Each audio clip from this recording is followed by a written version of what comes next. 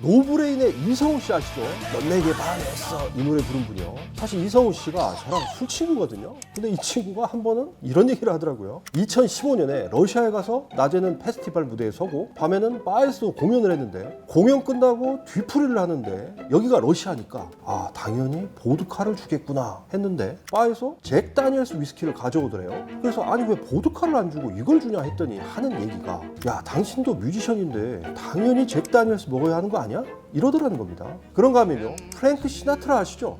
유명한 가수잖아요. 마이웨이라는 노래 부른 분이죠. 이분 전기 읽어보면요 잭 다니엘스와 관련한 정말 별의 별 얘기가 다 나옵니다. 잭 다니엘스를 이분이 너무 좋아해서 자기 집 대문에다가 막 잭 다니엘스 깃발을 꽂아놨다고 하고요. 만약에 대기실에 잭 다니엘스가 없다? 그러면 이걸 핑계로 무대에 아예 오르질 않았다고 합니다. 그래서 이분 돌아가셨을 때 유족들이 무덤에 잭 다니엘스 한 병을 함께 묻어주기까지 했다고 하죠. 저승 가는 길 함께 하라고요. 술이 있어 즐거운 세상 주라기 월드. 저는 20년째 술의 세계를 탐험하고 있는 주류 탐험가 조수원이고요. 오늘 영상 주제 지구상에서 가장 많이 팔리는 미국 위스키, 특히 뮤지션들이 죽고 못 살았던 잭 다니엘스입니다.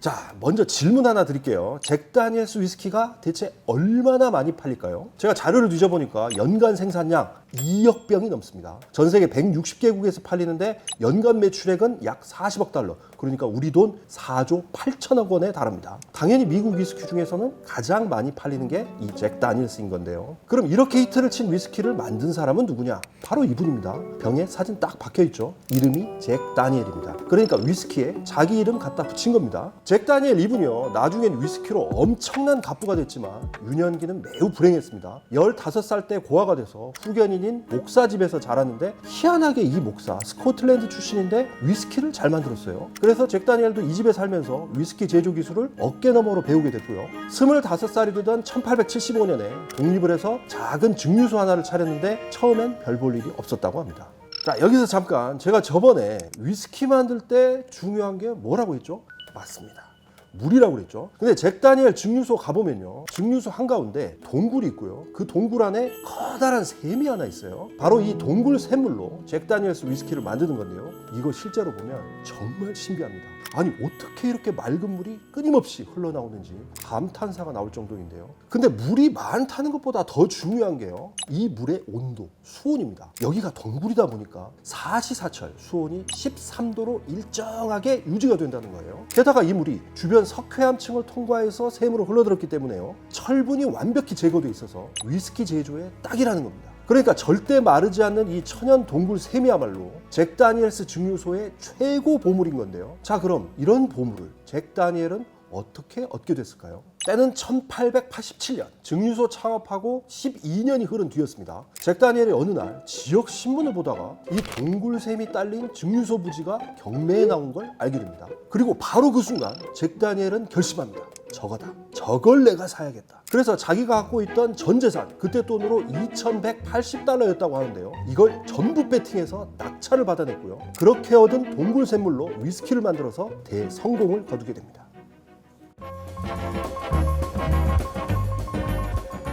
혹시 잭 다니엘 이분 키가 얼마였는지 아세요? 동굴샘 앞에 가면 동상이 하나 서 있는데 실제로는 이보다 훨씬 작았다고 하죠. 키가 157cm였다고 합니다. 그러니까 서양 남자치고는 꽤 작은 편이었죠. 하지만 이렇게 키는 작아도 야망은 누구보다 컸습니다. 동굴샘을 얻은 이후에 최고의 위스키를 만들겠다는 집념 하나로 연구와 실험을 거듭했는데요. 지금도 증류소에 가면 잭 다니엘이 평소에 자주 했던 말이 벽에 붙어 있는데 거기에 이렇게 적혀 있습니다.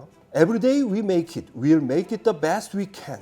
그러니까 매일 할 수 있는 최선을 다해 우리는 위스키를 만든다. 뭐 이런 거죠. 또 이분이 품질 관리도 매우 엄격하게 해서요. 위스키가 엄청나게 잘 팔리는데도 하루 딱 300갤런만 만들었다고 합니다. 많이 만들다 보면 품질이 떨어질 수 있다고 해서요. 근데 지난번에 얘기했듯이 위스키란 게 품질만 좋다고 해서 성공하는 건 아니라고 했죠. 그때 뭐가 중요하다고 했죠? 바로 마케팅입니다. 사실 잭 다니엘은 위스키만 잘 만든 게 아니라 마케팅에 있어서도 천재였습니다. 자, 일단 잭 다니엘스 병을 한번 보십시오. 사각형이죠. 거기에 라벨은 검은색입니다. 이게 다 창업자 잭 다니엘의 아이디어였는데요. 일단 병부터 설명을 하면요. 지금이야 뭐 이런 각진 병이 꽤 있지만 당시만 해도 전부 둥글둥글한 그런 병이었거든요. 근데 잭 다니엘은 눈에 띄려면 뭔가 남들과 달라야 한다 이렇게 생각을 했다고 해요. 그래서 가만히 보니까 당시엔 사람들이 마차를 많이 타고 다녔잖아요. 만약에 사각형 병이라면 마차에서 굴러다녀도 깨질 염려가 적겠다 이렇게 생각을 했다는 거예요. 또 각이진 병이 정직하다는 느낌을 주지 않을까 싶었다는 거예요. 여기에 더해서 위스키는 아무래도 남자들이 많이 즐기니까 라벨색을 까맣게 해서 강렬한 인상을 주자 했는데 이런 아이디어 제대로 먹히면서 인지도가 크게 올라갔습니다.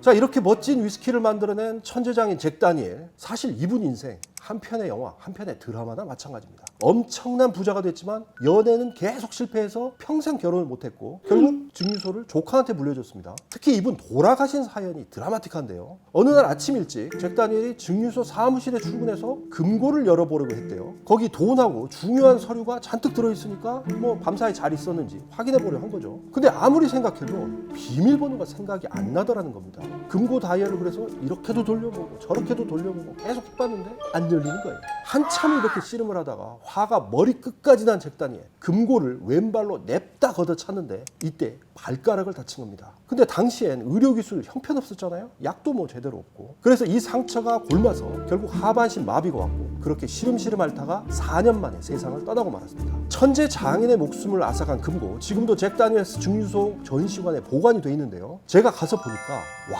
정말 튼튼하게 생겼더라고요. 아무튼 여러분, 아무리 화가 나도 발길질 하시면 안 됩니다.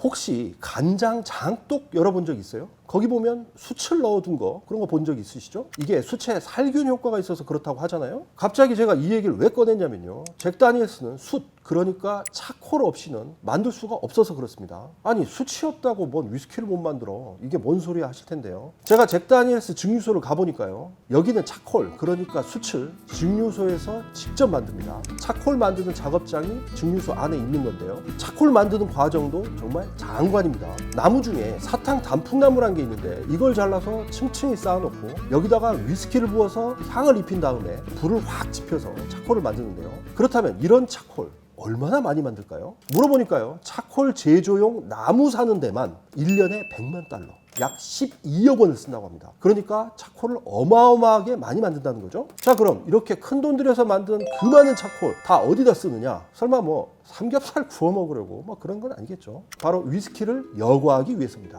그러니까 증류를 마치고 난 위스키를 오크통에 바로 집어넣지 않고 차콜에 한번 여과를 해서 불순물도 제거하고 잡내도 뺀다는 건데요. 이렇게 위스키를 차콜에 여과하는 공정도 실제로 보면 눈이 돌아갑니다. 차콜을 엄청나게 큰 통에 잔뜩 담아놓고요, 위스키를 정말 한 방울 한 방울, 걔네들 말로는 드랍 바이 드랍 떨어뜨립니다.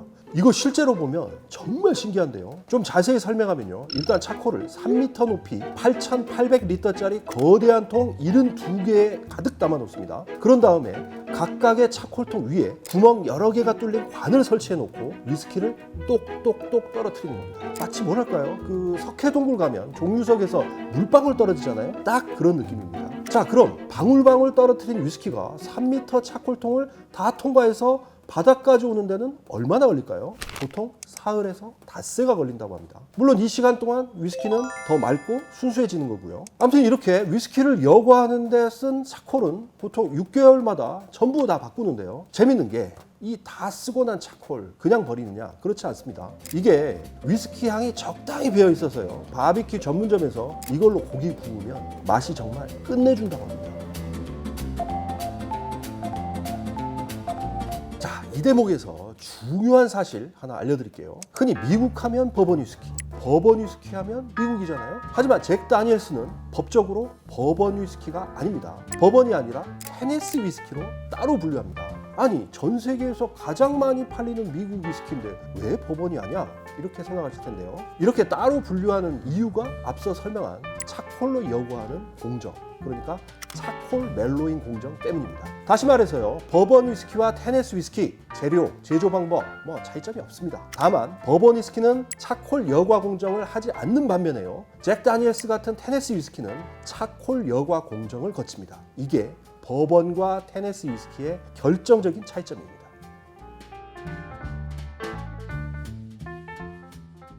제가 영상 맨 앞에서 잭 다니엘스는 뮤지션들 빼놓고는 얘기할 수가 없다 뭐 이런 얘기 했잖아요. 정말 뮤지션과 관련된 일화가 너무나 많습니다. 1990년대 세상을 뒤집어 놓은 커트 코베인 아시죠? 이분은 작업실에 항상 잭 다니엘스를 놔두고 마셨는데 그 유명한 스멜스 라이크 틴 스피릿이 담긴 네버마인드 앨범 표지 촬영할 때는요, 잭 다니엘스 마시다가 기절한 적도 있습니다. 또 롤링스톤스는요, 멤버들이 모두 잭 다니엘스를 좋아해서 공연할 때 무대에 아예 놔두고 마시고 행사장 같은 데 갈 때도 들고 다녔습니다. 또 영화 토르에 삽입된 노래 아시죠? 이거 만들어서 부른 레드 제플린의 지미 페이지는 대기실에서 잭 다니엘스를 병째로 꼴깍꼴깍 마시는 그 유명한 사진이 있습니다. 그런가 하면 영화 레디 플레이 1에 삽입된 점프라는 노래를 만든 벤 헤일런은요, 잭 다니엘스 로고가 박힌 기타 들고 나와 공연을 하고 무슨 뭐 공중공예 같은 것도 보여주고 막 이랬어요. 근데 이 중에서도 압권은 팝메탈 밴드 머틀리 크루였는데요, 이분들은 자서전 표지가 아예 잭 다니엘 병입니다. 정말 허구한 날 잭 다니엘스 마시면서 공연을 했는데, 특히 투어 다닐 때 아침 식사로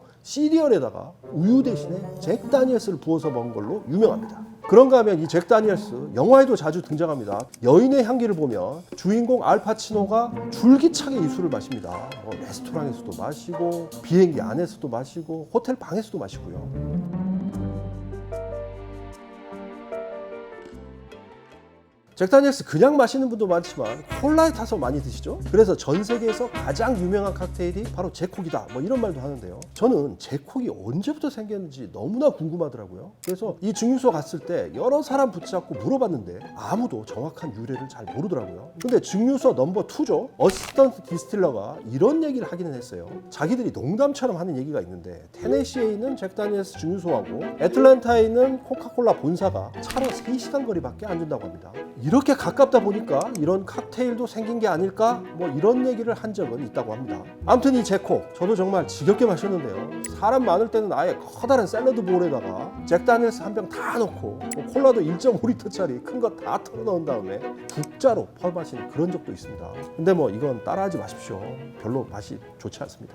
끝으로 잭 다니엘스 위스키 중에 가장 유명한 건 당연히 넘버 7이고요. 이거 말고도 싱글 배럴하고 젠틀맨 잭이 있는데요, 보시면 색이 각각 다 다릅니다. 이건 왜 그러냐? 숙성고 저장 위치 때문에 그렇습니다. 그러니까 색이 가장 짙은 싱글 배럴은 주로 숙성고 위층에 넣어뒀던 거고요, 넘버 7은 중간층, 여과 공정 2번 하는 젠틀맨 잭은 가장 아래층에서 숙성을 시켜서 색이 이렇게 옅게 나왔다는 겁니다. 자, 지금까지 잭 다니엘스 위스키에 대해 알아봤는데요, 시간 제약으로 미처 못 다룬 이야기는 브런치에 별도 공간을 마련해서 올려놨으니까 한번 보시면 좋을 것 같고요. 술이 있어 즐거운 세상 주라기 월드, 저는 이 제콕 한 잔 마시고 다음 영상으로 찾아뵙겠습니다.